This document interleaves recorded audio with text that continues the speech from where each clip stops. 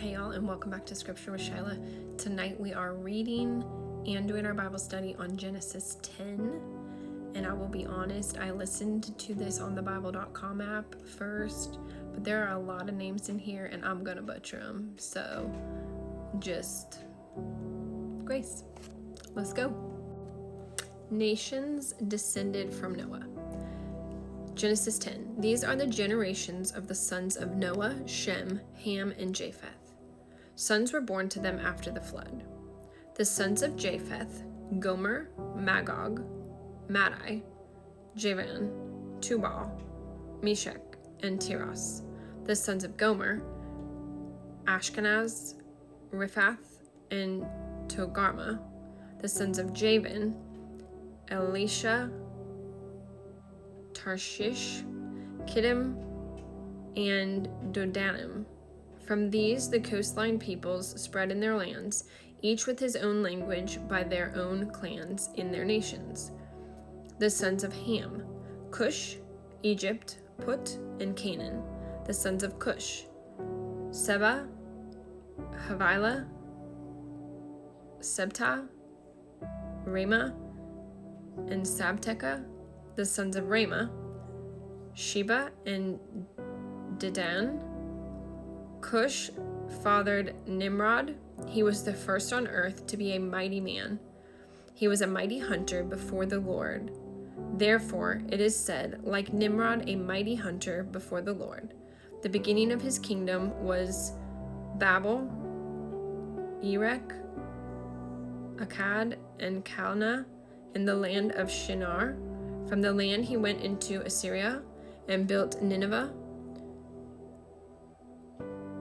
Rehoboth, Calah, and Resen between Nineveh and Calah. That is the great city. Dude, I want to laugh at myself. This is rough. But we're doing the entire Bible. I made a vow. Egypt fathered Ludim, Anamim, Lehabim, Naphtuhim, Pathrusim, Casluhim, from who the Philistines came, and Caphtorim. Canaan fathered Sidon, his firstborn, and Heth, and Jebusites, the Amorites, the Girgashites, the Hivites, the Arkites, the Sinites, the Avradites, the Zemarites, and the Hamathites.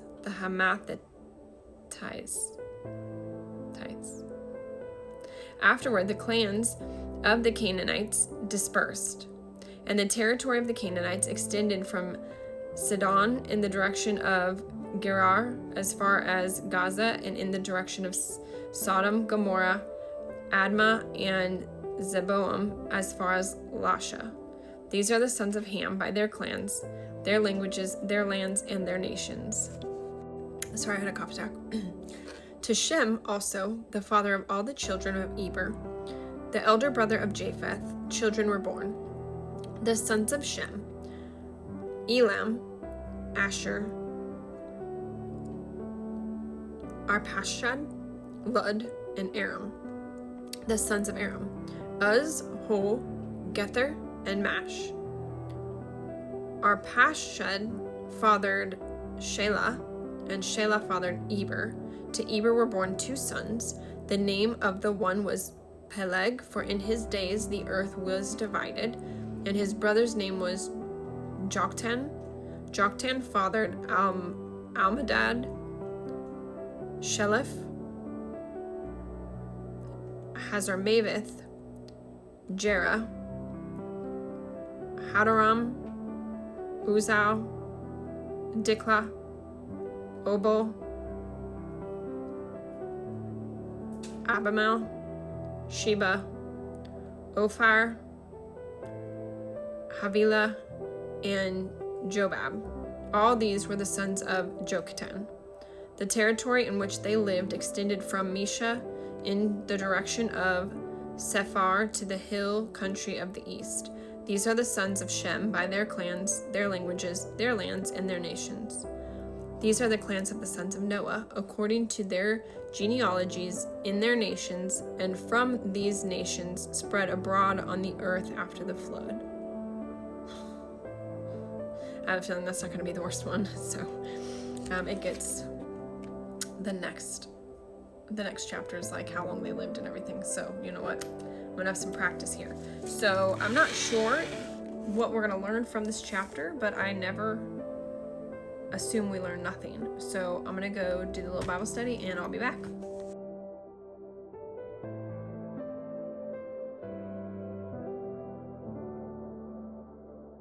Okay, and this is why it's important to do a little study because so I'm handwriting the Bible to give to my daughter, and that's what brought on this Bible study. But I'm currently handwriting Genesis 13 while I'm back here studying Genesis 10, right? So I read this a few days ago while I was writing it out, and I remembered reading that Nimrod was a mighty man and a mighty hunter.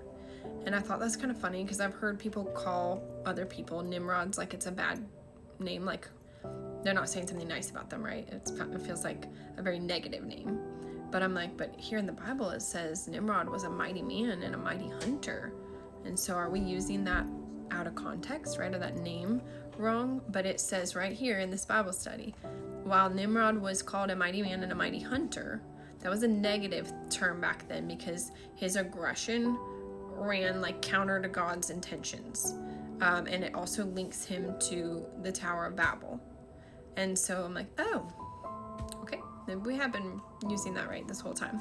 It also mentions that this chapter is basically about how humanity became divided into different nations. Between Noah's 3 sons, they populated different regions of the earth, right? From Ham, a lot of Israel's enemies came to be, right? So the Egyptians, the Babylonians, the Philistines, the Canaanites, like that was all from Ham's line. And then Cush and Put were part of the south and west of Egypt. And Cush was the one that fathered Nimrod, which it said might seem confusing since Cush was technically over like in Africa. And Nimrod was associated with Babel and Nineveh in Assyria. But that just shows you how far and how wide this family got. I just made a note that Shem is where Abraham came from. And he was part of a lot of the Arabian tribes. Was it something crazy? No. But I always love because it just builds on each other, right? So anyways, what'd y'all get? Have a blessed one.